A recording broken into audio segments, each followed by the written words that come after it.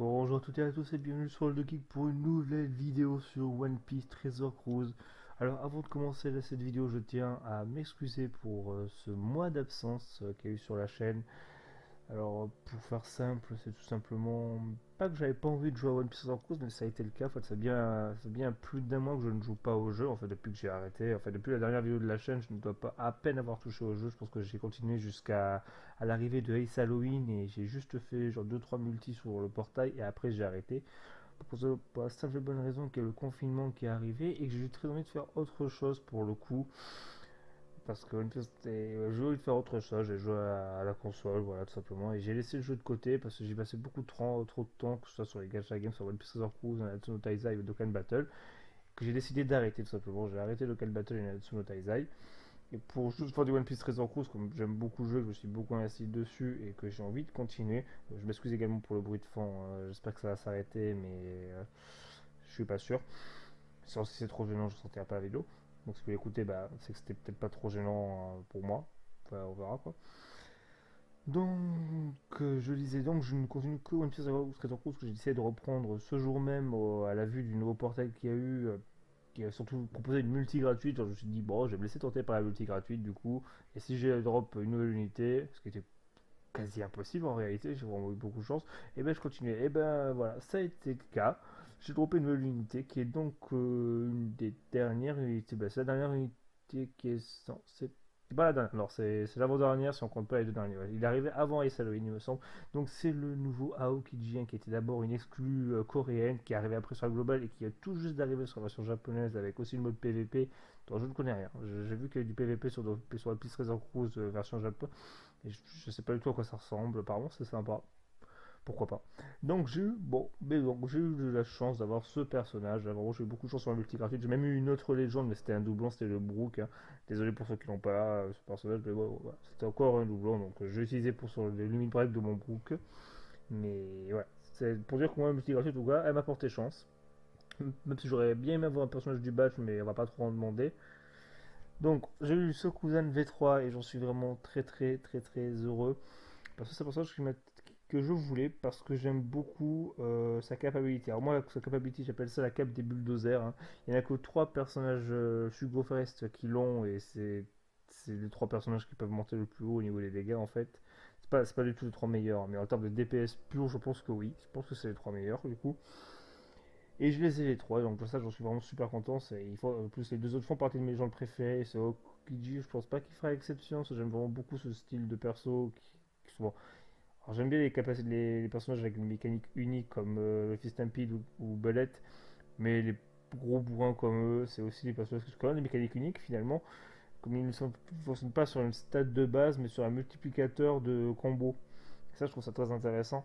Donc, les trois personnages en question, qui c'est bah, du coup, ce cousin V3 évidemment. Et donc, c'était le Sanji V2 qui a exactement la même capacity ability que le cousin, sauf que lui, c'est centré sur les cogneurs. Donc, pour faire simple, je ne vais pas la relire à chaque fois. Donc, dites-vous que c'est les mêmes, c'est exactement les mêmes capacity ability à deux détails près qui sont donc la classe et la seconde partie qui, donc, bon, je vais vous le dire ça. Donc, hausse du multiplicateur de combo x4, attaque x 75 pour les personnages de classe cogneur. Ça, c'est quelque chose qu'on va retrouver sur le Hokuji V3 et le Mihawk, sauf que le Mihawk ne sera pas pour la classe cogneur mais sabreur, et le Hokuji V3 ne sera pas pour la classe sabreur ni cogneur, mais pour les types QCK, STR et Dex, donc vert, rouge et bleu. La seconde partie qui est aussi différente, c'est donc qu'ils ont tous un petit truc en plus. Donc le Sanji, c'est le seul qui a un malus finalement par rapport aux deux autres, qui est donc et plus les SP de l'équipe sont bas, moins il aura de chances de tomber sur les cercles de leur type. Ce qui est dérangeant, vraiment. Le Mihoku, il a pas un malus, mais il a un petit bonus aléatoire qui est donc d'augmenter les chances de tomber sur les cercles Dex et Int. C'est sympa si tu as le Zoro V2 avec, parce que lui, il rend avantageux ces orbes-là. Donc leur combo, il est cool. Mais sinon, si tu prends que tout seul, vu qu'il rend pas avantageux les orbes en question, ben. Ah si, quand même, non, pardon, j'ai rien dit. Il rend les Int avantageux si vous avez les limites. Désolé, j'ai plus toutes les limites break en tête. Donc si je dis des bêtises, il a int au moins avantageux, mais par contre Dex non. Donc la moitié au moins des cercles ils seront avantageux. Enfin si vous tombez sur Dex int, hein, vous m'avez compris. Et donc le JV3, lui, c'est beaucoup mieux parce que son petit bonus en plus, il a constance et qui rend avantageux les cercles STR Dex et QCK pour toute l'équipe. et ça c'est très très cool. Donc il a tout le temps. Alors, pourquoi je veux faire un test de Aokiji V3 maintenant, pas qu'il vient de sortir un petit moment, c'est j'ai déjà dit tout à l'heure, je l'ai droppé donc j'ai envie de le jouer. Donc vous avez vu sur la miniature, on va l'affronter contre le raid de Ace. Alors pourquoi ce raid là, vous allez me demander? Alors tout simplement parce que j'aurais bien voulu le faire sur le raid de Carotte, mais il n'est pas encore sorti, il sort que demain, donc je pense que je sortirai une nouvelle vidéo demain avec ce Aokiji aussi, enfin j'essaierai de le faire si c'est possible en tout cas. Alors pourquoi ce Ace là du coup? C'est tout simplement, la première raison c'est que je n'ai pas fini de le farmer, hein, je n'ai pas fini de farmer. Donc, tous les personnages que j'ai farmé maintenant, vraiment, enfin, j'ai pas mal de choses en retard du coup avec ce dernier mois. Là, j'ai déjà un petit peu de retard. Le Kizuna, c'est un truc qu'il faut que je farme. Juste après cette vidéo, je commencerai à faire le Kizuna. Donc, ce Ace, je le fais justement parce que je l'ai pas encore farmé. Alors, attention, je préviens, en battant ce Ace, je débloque également l'invasion de Garp jeune. Je ne la ferai pas, hein. Je vais pas vous la faire, tout simplement parce que la team, elle passera pas. Donc, je vais vous montrer un truc, elle passera pas avec ça Aokiji V3. Et que c'est pas le but, hein, le Ace en lui-même, il n'est pas spécialement compliqué. Enfin, pour les débutants, il est compliqué, donc c'est juste, vous allez juste voir un peu ce qu'il fait. C'est juste un peu pour montrer la puissance de Aokiji V3. Surtout que, voilà, gros problème, moi personnellement, je n'en ai absolument pas dans la liste. Enfin, si j'en avais un dans la liste d'amis que j'ai utilisé ce matin et il a jamais repop. Donc j'avais un peu les boules. Donc on va utiliser celui du jeu, hein, donc qui est seulement level max, donc il n'a pas de stats quasiment. Bon, il a pas enfin, il est level max, donc il a ses stats de base, mais il a ni limit break ni les CC. Donc c'est un peu chiant, ça se paie, elle est pas à niveau 1, donc ça va passer quand même si c'est niveau 1. Donc je vais prendre putain x2, comme il me faut les copies. Oui, bon, oui, s'il est ni SP max ni break max, donc il est pas Rainbow, je peux pas le Rainbow de toute façon pour l'instant, il me faut des ordres, donc je vais juste garder 4 copies en attendant d'avoir les ordres en question, mais je vais au moins pouvoir le SP max. J'ai vu que, par contre, chose très cool, j'ai vu que donc tous les jours on va avoir tous les combats cruciaux d'un certain type qui vont être là, et ça je trouve ça génial de faire ça comme ça, sauf les samedis il me semble, si j'ai bien retenu. Et je trouve ça très cool la nouvelle manière de faire ça. Du coup, on va avoir toutes les semaines, on aura tous les combats cruciaux qui existent dans le jeu disponibles au moins un jour sur 7. Et ça, je trouve ça ultra chouette. Donc bon, les trois premiers stages, ça va être du stall pur, hein, il n'est pas compliqué. Donc vous allez voir, il nous baisse la moitié d'HP, mais on s'en fout. Ce personnage-là, c'est un bulldozer et son but, c'est de réduire les ennemis charpie. On n'est pas là pour stall spécialement, on n'est pas là pour temporiser. On va temporiser pour charger nos spé, évidemment, on n'est pas avec une team Kaido. Mais c'est un gros bourrin. Ils ont en fait, la première attaque, elle a des stats dégueulasses, mais dès que vous commencez à faire imparfait, ça monte hyper haut. C'est ça qui est génial avec ces personnages-là, j'aime beaucoup. Alors pour certains, je comprends que ça leur plaise pas, parce qu'ils galèrent avec les parfaits. Moi, personnellement, ça n'a jamais été quelque chose dont j'ai du mal, et j'espère vraiment qu'en disant ça, le karma va pas me punir en me faisant rater le parfait pendant la vidéo. J'ai pas envie de la retourner 10 fois, surtout que j'ai utilisé un x 2. Mais donc, bon, c'est quelque chose dont j'ai pas de mal du tout. Ah, petit bug de l'émulateur, excusez-moi. Donc, je vous ai attendu. Donc voilà, là ça se passe tranquillement. Alors, présentation rapidement de la team, je l'ai pas fait, je suis désolé. Donc, une grosse team, hein, vraiment. Alors, mis à part le Audi qui est gratuit, ils sont tous personnages payants. Enfin, remarque, c'est pas tout à fait vrai. Si vous avez commencé aux 5 ans, vous êtes tous censés avoir le Lucie comme il a été offert si vous avez eu 7 jours de connexion d'affilée. Ça, c'est ultra cool pour tous ceux qui l'ont. Du coup, il est pas gratuit, comme on peut pas le récupérer n'importe où dans le jeu, mais il a été une période où il a été donné gratuitement. Et c'est une excellente légende qui aura une 6 plus tard, qui sera pas un hub de fou, ça 6 plus, il va juste changer de type, mais il va avoir, je trouve qu'il va avoir un petit truc en plus, mais c'est pas dingue. Mais tu vois, c'est quand même une très très bonne unité à avoir, et je trouve qu'il se va très très bien avec Saokiji. Donc après le Marco STR qui était du batch de Ace Luffy, qui est très intéressant, qui va nous permettre de tank au tour 4. Donc il n'y a pas que ça, il augmente aussi la chaîne si vous avez... enfin non, il ajoute un plus 0,7 à la chaîne si vous avez 4 personnages de STR, ce qui ne va pas s'appliquer ici. Mais il va surtout réduire les dégâts de 90%. Et ça c'est très très chouette. Et bien sûr là, c'est vraiment l'unité que le moins de monde aura normalement, c'est le WB V2 6 hein, qui, qui est déjà, bon, déjà vraiment si vous l'avez cette unité, il sera plus simple de faire le raid de Ace avec lui en capitaine, il est clairement fait pour ça. Mais là c'est pas la question, là je l'ai pris parce que c'était le seul qui correspondait, j'avais pas trop d'autres options. En fait j'avais pas trop d'autres options malheureusement. À la base j'avais mis Smoothie STR, mais ça marche pas. Juste parce que mon Aokiji ami il a pas de stats, du coup j'arrive pas à le passer. Il aurait eu des stats, à la limite serait peut-être passé, mais là c'est pas le cas. Du coup je suis obligé de partir avec avec ce WBV2, mais c'est pas grave, hein, on va faire avec. Enfin, on va faire avec. Moi, ça me va très bien, évidemment. Il est évidemment mieux que Smoothie STR, hein, donc qui est très fort. Attention, Smoothie STR à 5 étoiles, si vous l'avez en recrutement.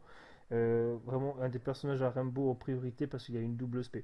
Mais là, c'est pas la question. Du coup, lui, il va servir à quoi ce WBV2? Il est pas là pour son multiplicateur d'affaires. Il est pas là pour sa SP où il va faire attaque x2 pour les personnages tenaces et ravageurs. Parce que déjà, ça s'applique à quasi personne ici qui m'intéresse. Là, ça s'appliquerait. Je suis même pas sûr que ça s'applique à Marco.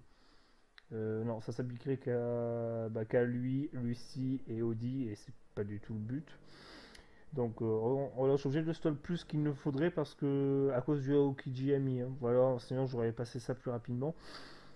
Si j'aurais eu un Aokiji bien monté avec moi, même si le meilleur, vous allez me le dire, il n'est pas limite par les max, etc. Au moins il est SP max, donc c'est déjà, pour moi, c'est le plus important. Donc là, ça va être le moment le plus technique, entre guillemets, c'est qu'il va réussir à falloir faire vos 4 parfaits. Et sinon, vous êtes mort. Je pense que sinon, ouais, vous êtes mort. Si vous ne réussissez pas vos 4 parfaits ici, vous êtes mort. Donc, c'est vraiment le moment où le karma ne doit pas me retomber dessus pour ce que j'ai dit tout à l'heure. Attention, et on se réussit. Après, c'est facile. Voilà. Là, pour moi, j'ai gagné. À ce moment-là, j'ai gagné. C'est vraiment le seul petit moment où je stressais un minimum. Donc, pour revenir à Wiper V2, son utilité, du coup, c'est qu'il va, au dernier stage, enlever 4 tours de désespoir et 4 tours de brûlure. Il est surtout là pour la brûlure. Enfin, le désespoir aussi va être utile parce qu'en fait, ils vont mettre le Ace. Vous allez voir, il va me mettre 12 tours de désespoir. Donc, j'ai ramené le Audi qui en enlève 5 et donc lui qui en enlève 4. Et avec évidemment les sockets, j'en enlève 3 de plus. Donc, ça fait 12 piles. Le compte est bon. Donc, j'aurai plus de désespoir.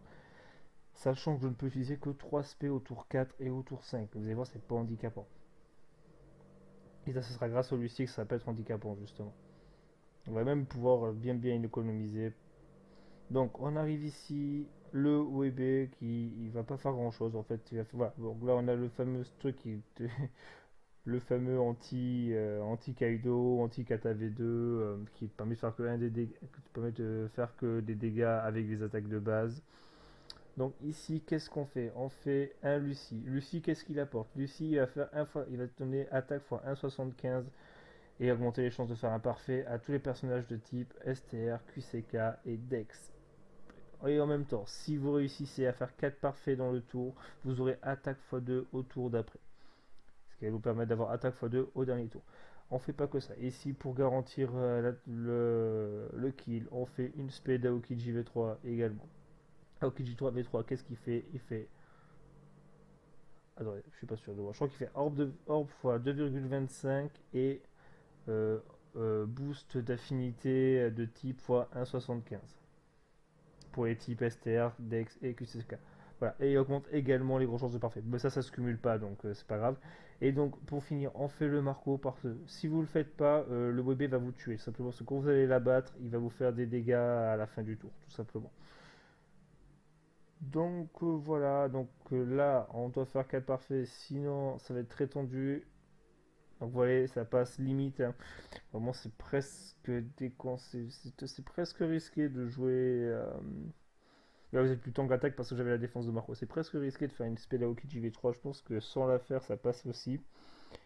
Donc ici, on arrive. Donc comme je vous disais, il nous met 12 tours de désespoir. Il y en a 3 qui sont enlevés grâce à Sockets Max désespoir. Il met tous les cercles STR. Ça nous intéresse beaucoup parce que vu qu'on a Aokiji V3 rend les STR Dex et QCK avantageux pour l'équipe. Il nous met des bonnes orbes. Donc merci. Juste merci. Et donc qu'est-ce qu'on fait ici? Très simple. On fait un tour de Audi. Audi qui va enlever donc 5 tours. Alors là, qu'est-ce qu'il va faire? Là, il va vous faire un peu peur, mais il va juste se mettre ça. Donc ça fait ça veut dire qu'il vous tue au prochain tour, mais on s'en fiche. Il n'aura pas le temps d'attaquer. Plus le WBV2 qui va être là pour enlever donc le désespoir. Oui, pardon, le désespoir et la brûlure qui reste. Donc là, on est bon. Je peux utiliser aussi Aokiji V3, mais je vous garantis que là, avec 3 personnages qui s'écassent, ça va faire largement le kill. Je rappelle donc qu'on a seulement un attaque x2 et un multiplicateur qu'il a donné le WB. Je crois qu'il donne 0,9, donc c'est pas énorme. Surtout avec cette team-là, c'est pas quelque chose qui accumule trop les dégâts vu comment on fait du x4. C'est pas insignifiant, mais c'est un petit bonus qui fera plaisir, mais clairement, on n'en a pas besoin, vous allez voir. C'est parti. On rappelle qu'on a qu'un attaque x2 et un boost d'augmentation de chaîne. Voilà, avec un seulement d'attaque x2, on tape quasiment 10 millions. J'ai tapé avec celui qui a le moins de stats à la fin, j'aurais fait l'inverse, j'aurais tapé avec lui en début, que j'aurais fini avec WBV2, j'aurais dépassé les 10 millions.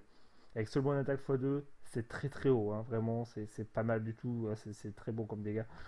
Évidemment, je serais full QCK, ce serait encore plus insane, mais c'est pas le cas. Et donc là, voilà, je fais tranquillement. On n'avait même pas besoin d'avoir cette fois-ci. Si on avait zéro bonne orbe, bon, ça nous aurait fait chier, mais là, c'est pas le cas. Donc, on fait une Spedao qui JV3 histoire de garantir le tout. Et on va taper tranquillement. Et c'est fini. Donc, vous pouvez voir que JV3, très, très bonne unité. Vraiment, je la trouve assez sous-estimée. Peu de personnes en parlent ou la jouent en capitaine. Alors, j'imagine bien que peu de personnes l'ont également, qu'on ne doit pas être beaucoup avoir pool pour le Kizuna où il est sorti. Moi-même, je l'ai pas pool hein, d'ailleurs, hein, je l'ai récupéré récemment avec la multi gratuite. Mais clairement, si vous l'avez, vraiment ne le sous-estimez pas, ça au KGV3, même si c'est vrai, soyons honnêtes, il est moins intéressant que les dernières unités étant sorties, sachant que ce soit le Ace Halloween ou la Nami ou la Komurozaki qui vient de sortir aujourd'hui ou hier, je sais pas exactement quand est sorti le portail. Mais, mais tout de même, ça reste une excellente unité. Moi, j'aime beaucoup ce type d'unité bulldozer, comme je les appelle. Donc, Sanji V2, Mihawk V2 et Saokichi V3. Ils sont vraiment cool. Alors, c'est des full DPS, hein, évidemment. T'as pas moyen de faire des trucs plus techniques que ça. C'est même des unités assez compliquées à ramener pour des forêts, je trouve. Mais ça le fait. Bon, là, du coup, voilà. Il y a l'invasion de Garp, mais on va pas la faire. La team, elle ne passerait pas. Donc, ça dégage. Non, mais en fait, je vais faire aucun des deux. Ah, je suis obligé d'y aller. Ah, je sais pas moyen de se faire annuler. Attendez, celui normalement j'ai moyen, je fais annuler. Je fais attaque et après je peux faire non. Voilà. Non. Du coup, je le fais pas, voilà, ça sert à rien, je vais pas m'amuser à aller le faire pour rien. Donc voilà, je voulais juste vous présenter le Suyaku JV3. Et je pense j'espère que la vidéo vous a plu, même si ça va être assez courte. Alors demain, je sais pas quand elle sortira, mais tu vois, demain je la tournerai où je ferai la Hockey JV3 enfin j'essaierai de faire Hockey JV3 contre la nouvelle carotte. En tout cas, je ferai une vidéo pour battre carotte, où je vais me présenter le stage, etc. Et voilà, donc ce sera peut-être plus parlant à ce moment-là. C'est vrai que le stage de Ace, le raid de Ace, il est plus âgé. Je le trouve pas compliqué, mais il a quand même quelques spécificités intéressantes. Donc c'est bien de voir. Enfin, il est bien. C'est un stage, enfin, c'est un raid pas trop dur ni trop facile en tout cas. Tiens, d'ailleurs, j'ai pas fait celui. J'aurais peut-être pu vous faire celui de Beg, mais je sais plus du tout à quoi il ressemble. Donc ça, je vais voir plus tard. Donc voilà, j'espère que cette vidéo vous a plu. N'hésitez pas à me donner vos retours en commentaire. Et jusqu'à la prochaine, je vous dis bye.